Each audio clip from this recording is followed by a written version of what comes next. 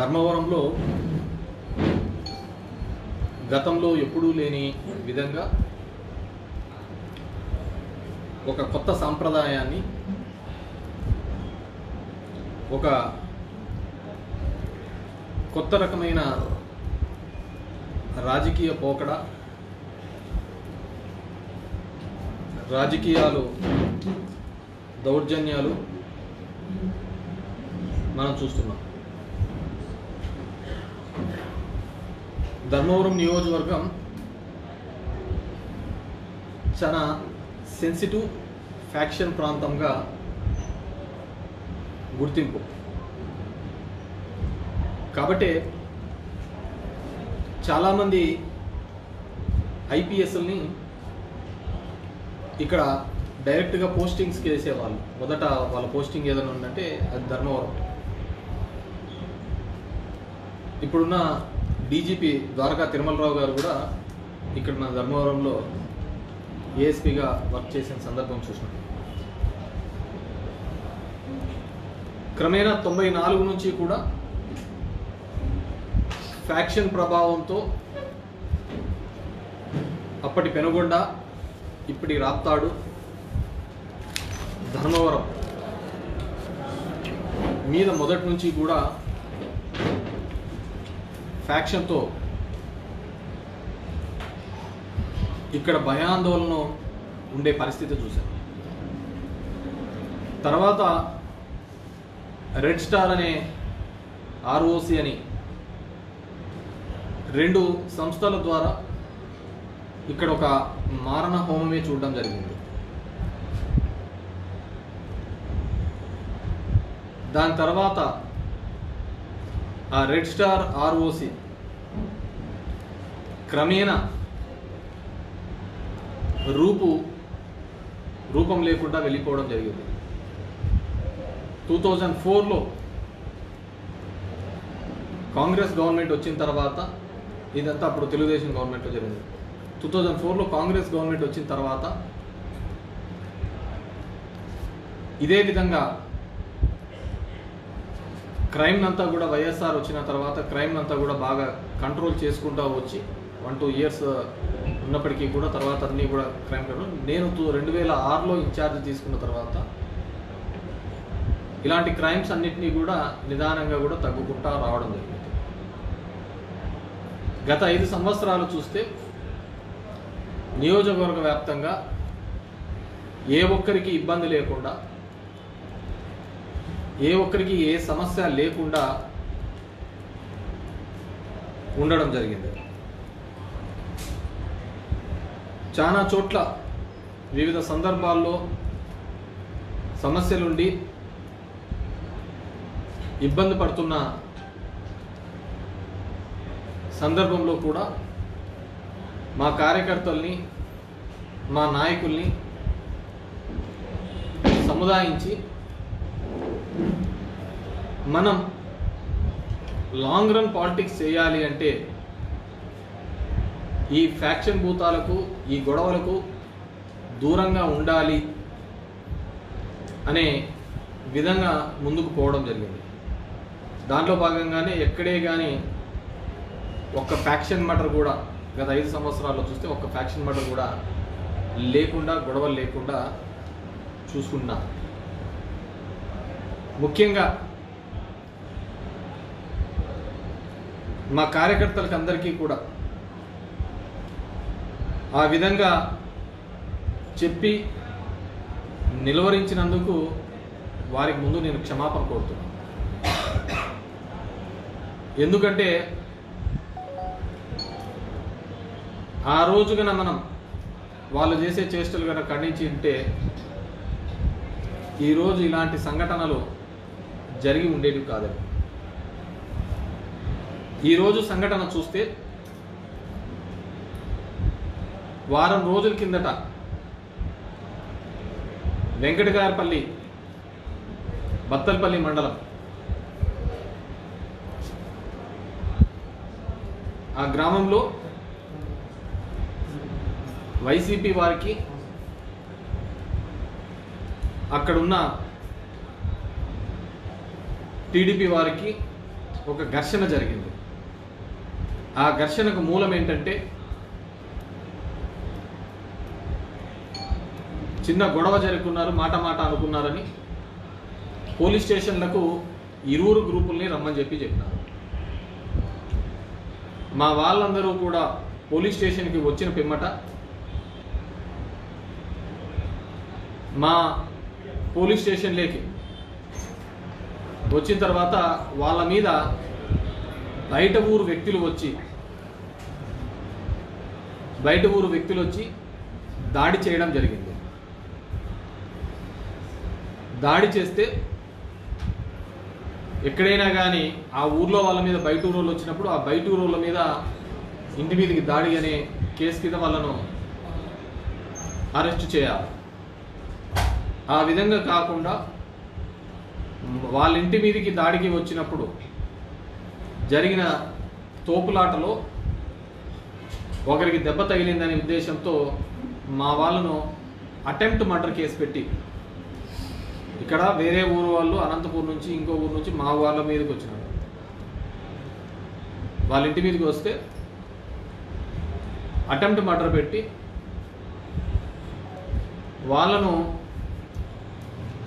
Dharmavaram sub జైల్లో రిమాండ్కి పంపించడం జరిగింది. వాళ్ళు ధర్మవరం సబ్ జైల్లో రిమాండ్ కూడా విషయం నాకు తెలుసుకొని ఈరోజు ఉదయం మధ్యాహ్నం 3 గంటలకు నేను ఎవరైతే ఉన్నారో వాళ్ళను కలవడానికి ములాఖాత్ తీసుకోవడం జరిగింది. ఆ ములాఖాత్ తీసుకున్న పోయే సందర్భంలో మా లీడరు ఒకతను, ఆ కార్యకర్త ఒకతను కొత్తగా ఎర్టిగా కారు కొన్నాడు. ప్రవీణ్ నాయక్ అని పిల్లోడు. అన్న కొత్త కారు కొన్నా అన్న, నిన్ననే హైదరాబాద్ నుంచి డెలివరీ తీసుకొని వచ్చిన అన్న, మీరు డ్రైవ్ చేయాలన్నా అంటే నేను ఆ కార్ తీసుకొని ముందు డ్రైవ్ చేసుకుంటూ వెళ్ళాను. నా సొంత కారు, నా డ్రైవరు వీళ్ళు వెనకలు వస్తున్న సందర్భం నేను అట్టిగా కార్ జైలు దగ్గరకి వెళ్తే అది రైట్ సైడ్ ఉంటుంది, నేను లెఫ్ట్ సైడ్ నుంచి వచ్చి యూటర్న్ తీసుకొని దాంట్లోకి సబ్ జైల్లోకి వెళ్ళాలి. నేను నా కార్ తీసుకొని లోపలికి వెళ్ళాను. మిగతా కార్లన్నీ అలౌ చేయరు కాబట్టి అవన్నీ కూడా బయటికి యూటర్న్ తీసుకొని బయట పెట్టే క్రమం చేశాను. ఆ బయట పెట్టే క్రమంలో మా వాళ్ళు యూటర్న్ చేసుకునే సందర్భంలో ముందర నుంచి బస్సు వస్తుంది కాబట్టి ఆ యూటర్న్ దగ్గర ఆ వెహికల్ నిలబడినారు. ఆ వెహికల్ నిలబడితే ఆ వెహికల్కి సంబంధించి కొంతమంది నాన్ లోకల్స్, ఇక్కడ ఉన్న వాళ్ళు కాదు, ఇక్కడ సత్య తరపున వ్యవహారాలు చూస్తారట, వాళ్ళు నానా దుర్భాషలాడి ఆ డ్రైవర్ మీదకి అటాక్ చేయడానికి రావడం జరిగింది. ఆ అటాక్ చేస్తున్న సందర్భంలో ఉన్న వీడియో ఇది. పోలీసులు అక్కడ ఉండి, అతని పేరు ఇక్కడ ఉన్నారు భాష అనే అతను, ఇంకెవరో, వాళ్ళను నిలవరించకుండా వాళ్ళను ప్రోత్సహించిన పద్ధతితోనే కనపడుతూ ఉంటుంది.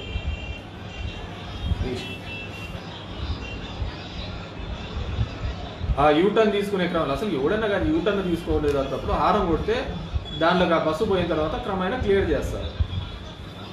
దానిలోకి రప్చర్ చేయాల్సింది ఏందో లేదు.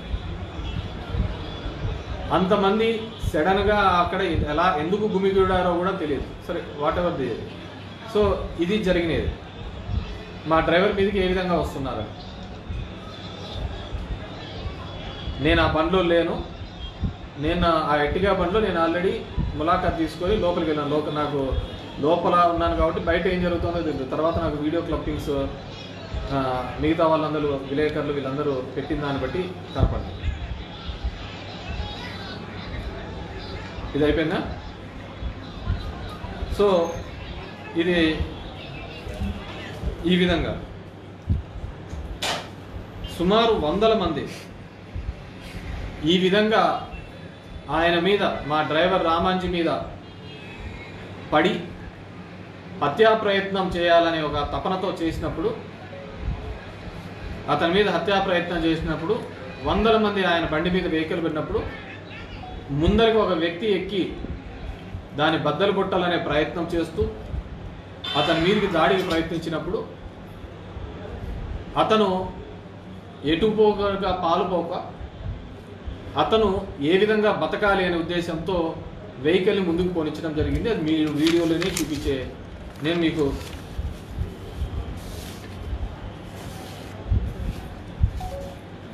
వీడియోలోనే మీకు క్లియర్గా చూపించిన. అతని మీద ఎంతమంది పన్నారు, అంతకుముందు అతని మీదకి దాడికి ఏ విధంగా ప్రయత్నం చేసినారు, బండి మీదకి ఎక్కి ప్రాణాలు కాపాడుకోవాలనే ఉద్దేశంతో మా డ్రైవరు అక్కడి నుంచి వెళ్ళిపోయే పరిస్థితి చూసినారు. దాంట్లో దాని మీద ఎక్కి అతని మీద దాడి చేయాలనుకున్న వ్యక్తి కింద పడడం జరిగింది. సో అక్కడ ఎందుకు అంతమంది ఉన్నారో ఏమో, అసలు ఎందుకు ఏ విధంగా గుమ్ముకున్నారు. మేమంతా 5-6 మంది ఉంటాం, హార్డ్గా చూస్తే 5-6 మంది ఉన్నాం, అంతకుమించి ఏమీ ఎక్కువ లేరు. మేము లోపలికి వెళ్ళిపోయినాం, సబ్జెక్ట్లో ఉన్నాం, ములాఖాత్లో అక్కడ మాట్లాడుతున్నాం. దాని తర్వాత అక్కడ ఉన్న మా వాళ్ళల్లో ఇతను మా సాక్షి విలేకరి రమేష్, అందరికీ తెలిసినదే, మీ మిత్రుడు, మీతో పాటి తిరిగేవాడు, మీతో పాటి తినేవాడు, తిరిగేవాడు, తిల్లాడేవాడు. ఇతనంటే తెలియలేదు. ఇతని మీదికి సామూహికంగా 6 మంది వచ్చి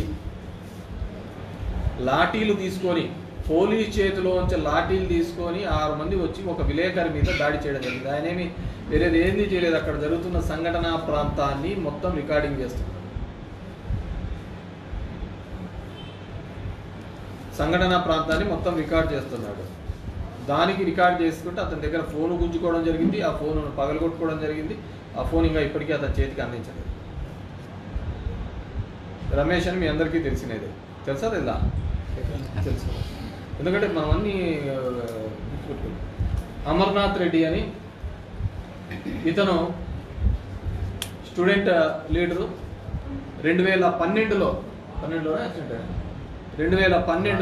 16లో డిసెంబర్ శబరిమలకి వెళ్తూ యాక్సిడెంట్ అయ్యి, శబరిమలకి వెళ్ళి యాక్సిడెంట్ అయ్యి ఇతనితో పాటు నరసింహారెడ్డి అనే ఒక పిల్లోని కూడా మేము అప్పుడు కోల్పోవడం జరిగింది, రేగట్పల్లి పిల్లోనికి. ఇతను ఆ రోజు వెన్నెంక కూడా మొత్తం డ్యామేజ్ కావడం జరిగింది. ఈరోజు చూడండి ఏ విధంగా బాధినారు. తిప్పు తిప్పు తిరుగు తిరుగు తిరుగు ఏ విధంగా అయితే నీ బాధినారు. ఇదంతా కొట్టినది. ఇది అప్పుడు జరిగిన యాక్సిడెంట్లో ఇతను వెన్నెంక జరిగినది. ఇతను నడవలేని పరిస్థితి. ఎవరిని అడిగినా చెప్తారు ఇక్కడ నుంచి 4 అడుగులు కూడా వేయలేడు. ఇతన్ని 10 మంది గుంపేసుకొని కొట్టడం జరిగింది. ఒక వికలాంగుడు. ఇతను హ్యాండిక్యాప్ పెన్షన్ వస్తుందా? చెయ్యి. ఆ రోజు త్రుటిలో ప్రాణాలతో తప్పించుకోబెట్టు కూడా నడవలేడు వికలాంగుడు. ఇతన్ని కూడా కుప్పేసి అందరూ కలిసి కొట్టడం జరిగింది. ఇతను నేను ఆయన షోలో వీడియో ఎక్కడ ఉన్నాడు, పెట్రోల్ బంక్ పక్కన లోపల దూరుకున్నా కూడా వెళ్ళిపోయట్లేదు.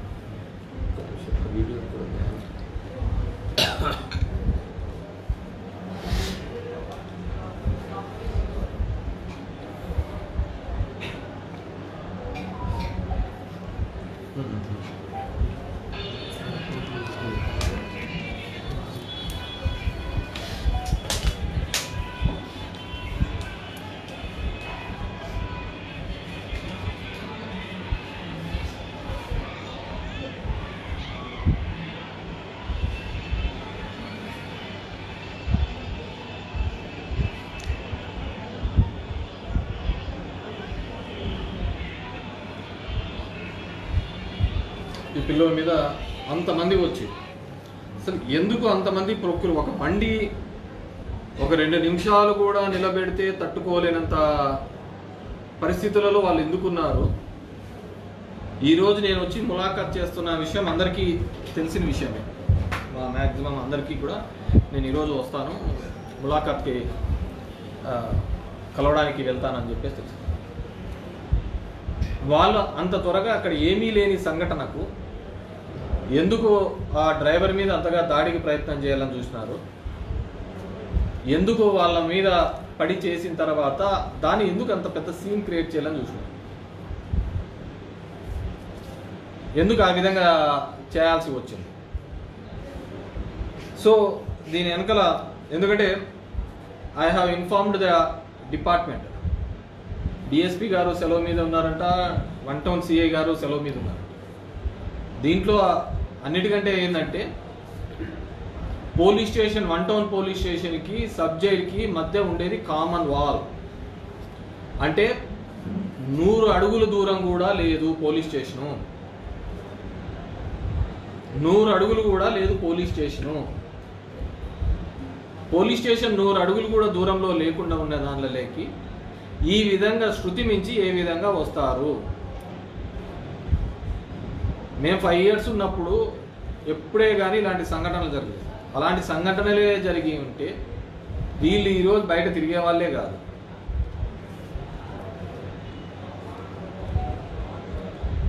మనం ఏదైనా కానీ మంచి చేస్తే ఆ మంచి మళ్ళీ తిరిగి మనకు వస్తుందనే ఆలోచనతోనే పోయినంత. ఇలా షార్ట్ టర్మ్ పాలిటిక్స్ ఎప్పుడే కానీ చేయలేదు. 100 అడుగుల దూరంలో ఉన్నా కానీ అక్కడ దగ్గర ఒక 2-3 hours ఈ విధంగా జరిగితే 2 hours జరిగినా కానీ ఎందుకు ఇమ్మీడియట్గా పక్కన ఉన్న దానిలో స్టేషన్ నుంచి మేము రాలేకపోయినా. డిస్టిక్ హెడ్ క్వార్టర్స్ రావాలంటే 35 kilometers 40 minutesలో మొత్తం అంతా బెటాలియన్ రావచ్చు. అసలు పోలీసులు లాఠీ తీసుకొని ఏ విధంగా కొడుతున్నారు వాళ్ళను. ఒక విలేకరి చెప్తున్నాడు, వాళ్ళకు అసలుకు బండిలోకి 2 నిమిషాలు కూడా అవతల బస్సు వస్తుంది కాబట్టి దాంట్లో, ఎందుకంటే ముందే ఆడ విలేకరులు కూడా ఉన్నారు, బస్సు వస్తుంది కాబట్టి ఆడ నిలబెట్టడం, దానికి కూడా తట్టుకోలేరా, దానికి కూడా తట్టుకోలేరా. సో ఈ విధంగా వారి మీద దాడి చేయడం జరిగింది. కొంతమంది చూసినాం, జనసేన వాళ్ళు ప్రెస్ మీట్ పెట్టి బహిష్కరించాలని. డెఫినెట్గా అది ఎప్పుడో నిన్ను ఊరంతా ఇడిచిపెట్టి 2004లో ఎక్కడో దాక్కుంటే మా చిన్నాయనను వాళ్ళను పట్టుకొని నేనేదో ఊర్లో వచ్చి బతుక్కుంటానంటే ఫ్యాక్షన్ అనేది ఇక్కడ గ్రామాలలో ఉండకూడదు, అది మంచి సంస్కృతి కాదు, జరిగిపోయిన తరాలలో మళ్ళీ మనల్ని ఆ విధమైన భావంతో ఉండకూడదు అనే ఉద్దేశంతో వాళ్ళని తీసుకొని రావడం, వాళ్ళని బహిష్కరించారు. ఖచ్చితంగా టైం వస్తుంది. ఐఎమ్ గుడ్ ఇన్ మ్యాథమెటిక్స్, లెక్కల్లో నేను ప్రతిసారి ఎప్పుడు కూడా 90కి తగ్గలేదు. నాకు టైం ఎక్కువ దూరం ఉండదు. ఆ టైం ప్రకారం నా లెక్కలన్నీ కూడా సరి చేస్తా. ఇప్పుడు జరిగిన ఏ లెక్కాసారాలు ఉన్నాయో ప్రతి లెక్కాసారాలు తెలియజేస్తా. కొత్త వాళ్ళు వస్తుంటారు, పోతుంటా అంటారు, కానీ డెఫినెట్గా ఇంతకుముందు చెప్పిన విధంగా మా లీడర్స్కి, మా కార్యకర్తల ముందు క్షమించాలని కోరుతున్నాను. ఈ 15 సంవత్సరాలుగా ఎక్కడే కానీ ఇంకా ఎందుకు ఆ భూతాల చుట్టూ తిరుగుతారు, ఆ గొడవల చుట్టూ అని చెప్పేసి వాళ్ళని చాలా కట్టడి చేయడం జరిగింది. మాటలు జోరైనాయి, చేతులు జోరైనాయి. నేను కూడా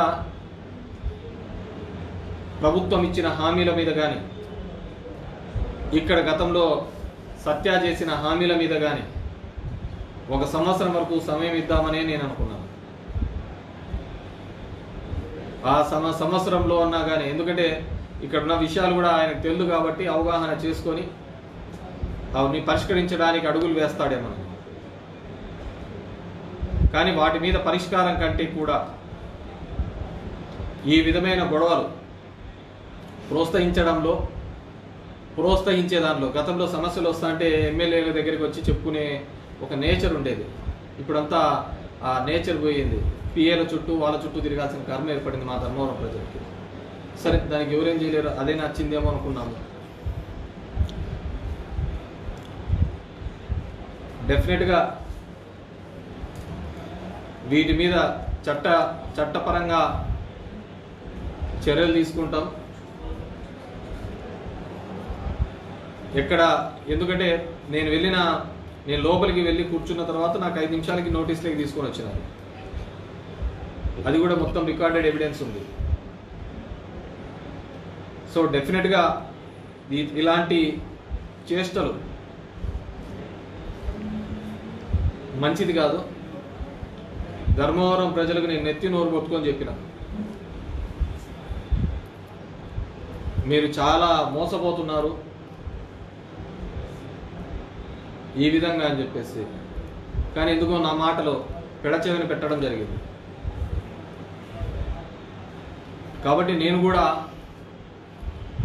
ఒకసారి ఇది చేసిన తర్వాత వాళ్ళ విలువ తెలియాలా, నా విలువ తెలియాలి అంటే దాని గురించి వచ్చిన సందర్భంలో మాట్లాడదామని చెప్పేసి. అంటే నేను మొన్న జరిగిన సంఘటనలో పెట్టడం, మా వాళ్ళను 307 అక్రమ కేసు పెట్టడమే తప్పు. బాధితులను పరామర్శించడానికి వెళ్ళినప్పుడు ఒక చిన్న ఇది పెట్టుకొని అంతమంది గుమ్ముగూడి అంత రాద్ధాంతము చేయడం తప్పు. దాని మీద ఈ విధమైన పద్ధతిలో పోవడాన్ని తీవ్రంగా ఖండిస్తున్నాము. డెఫినెట్గా ఎక్కడికి పోదు, అంతా కలిసినా కానీ ఇంకా 3 నెలలు అయిపోయింది, 50 నెలలు జమిలీ గిమిలీ వస్తాయి ఇంకా తొందరగా. సో ఎక్కడే కానీ మా వాళ్ళను అందరినీ కూడా అక్కడ ఉన్నప్పుడు కానీ ఇక్కడికి వచ్చిన వాళ్ళందరికీ కూడా ఎవరైతే మద్దతు తెలపడానికి వచ్చినారో, ఎవరైతే తోడుగా నిలబడినారో, ఫోన్లు చేసి మేమంతా వస్తామన్నా కానీ వద్దు, వాళ్ళంటే పనికిమాలోళ్ళు, పని పాట లేదు. ఒక పదవి వచ్చిన తర్వాత ఆ పదవికి అందం తెచ్చే విధంగా పనిచేయాలి, ఆ పదవికి తగ్గట్టుగా పనిచేస్తేనే మనకు ప్రజల్లో ఉంటామని చెప్పేసి ఆ భావన మీద పనిచేసినాం. కానీ వాళ్ళకి అదంతా లేదు. ఎందుకంటే ఇక్కడ ఎవరైతే ఎన్నుకోబడ్డాడో ఆయన లేడు, ఎవరో అసిస్టెంట్లో పెట్టుకొని పని జరుగుతుంది. వాళ్ళకి ఏం తెలుస్తుంది ఇక్కడ దీనిల గురించి? సో ఇంకా ఎక్కడెక్కడ ఏమేమి జరుగుతున్నాయనే దాని మీద కూడా ఇది చెప్తాను, తొందరలోనే చేస్తాను. I want give. నేను యాక్చువల్గా అయితే టైం ఇద్దాం అనుకున్నాను, వాళ్ళు ఉండేదట్లు లేరు.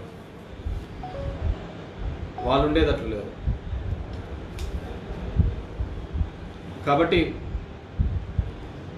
అందరూ కూడా నాకెవరైతే అందరూ వస్తాము, ఇదేందినా ఇల్లేందినా ఎప్పుడు లేదంటే నేను చాలా మందిని అందరినీ వద్దని చెప్పిన, ఎవరు రావద్దండి, అనవసరం మనకి ఇవన్నీ, మనం ఇట్లాంటివన్నీ ఆ లైన్లో లేము. ఉనికి చాటుకొని ఒక ప్రయత్నంలో భాగంగా జరిగిందని నేను అనుకుంటున్నాను. ఉనికి కోసం తాపత్రయపడే విధంగా అని చెప్పేసి ఆ బండిలో మా డ్రైవర్ ఉన్నాడు, నేను లోపల ఉన్నాను. ఒక హారన్ కొట్టిన దానికి ఒక హారన్ కొడితే ఆ బండి యూటర్న్ తీసుకొని పక్కన నిలబెట్టే దానికి ఇంత రాద్దాంతం చేస్తారు.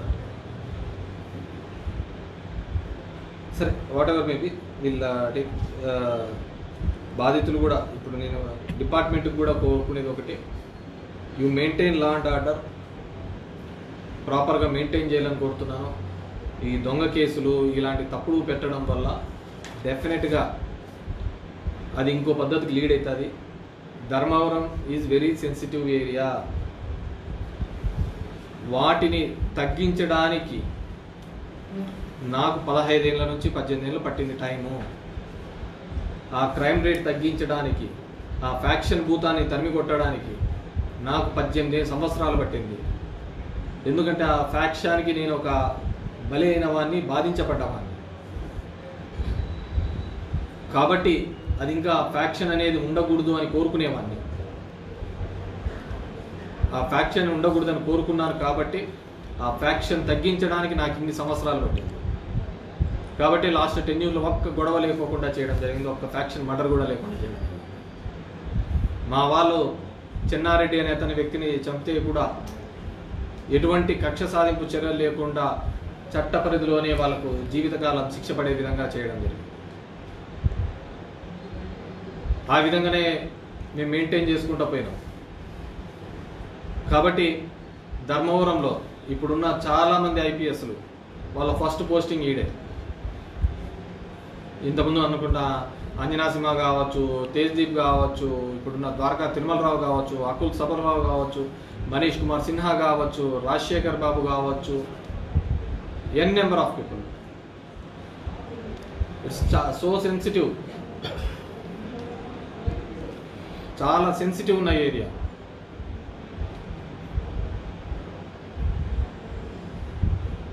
ఇక్కడ 10 రూపాయల దగ్గర నుంచి మర్డర్ చేసే వాళ్ళు ఉంటారు ఇంతకుముందు.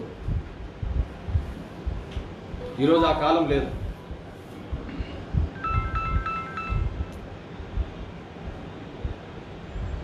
కాబట్టి మేము ఏదైతే ఈ ప్రాంతంలో ప్రశాంతత కావాలని కోరుకున్నామో ఆ ప్రశాంతను ఉంచడానికి మేము ఎన్నో సాక్రిఫైసెస్ చేయాల్సి వచ్చింది. ఎంతో కంట్రోల్గా ఉండాల్సిన పరిస్థితి వచ్చింది. ఈరోజు తెలిసి తెలియని చేష్టలతో, తెలిసి తెలియని పనులు చేయడం వల్ల డెఫినెట్గా ఈ ప్రాంతంలో మళ్ళీ ఆ ఫ్యాక్షన్ జీవం పోసుకునే పరిస్థితి రాకూడదని చెప్పేసి నేను కోరుతున్నాను. కాబట్టి యు బీ టఫ్, గట్టిగా వీటి మీద చర్యలు తీసుకునే విధంగా ఉండాలి అని చెప్పేసి పోలీసు అధికారులను వాళ్ళని కూడా కోరుతున్నాను. డోంట్ టేక్ చాలా లైట్గా తీసుకోవద్దండి. ఊరికనే ఉన్నాడు, వాళ్ళు చేసినారు, ఇది అని చెప్పేసి.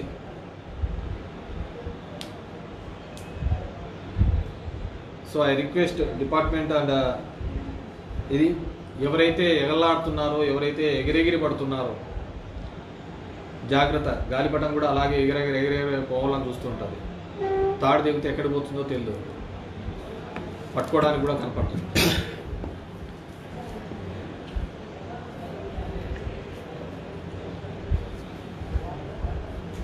ఎవ్రీథింగ్, ప్రతి ఒక్కటి కూడా వాచ్ చేస్తున్నాం. జరుగుతున్నవి because we want to give time. Anything else? Thank you. Any questions? డెఫినెట్గా మా అమర్, రమేష్ వీళ్ళు ఇంకా ఒకరిద్దరు ఉన్నారు. వాళ్ళిద్దరు కూడా కంప్లైంట్ చేయడం జరుగుతుంది. వాళ్ళిద్దరు స్టేషన్ పోయి కంప్లైంట్ ఇచ్చే కార్యక్రమం చేయడం జరుగుతుంది. వైఎస్ఆర్సీపీ శ్రేణులు భయపడించేందుకే ఇది ఒక ట్రయల్ రన్ అనేది ఆరోపణలు ఉన్నాయి.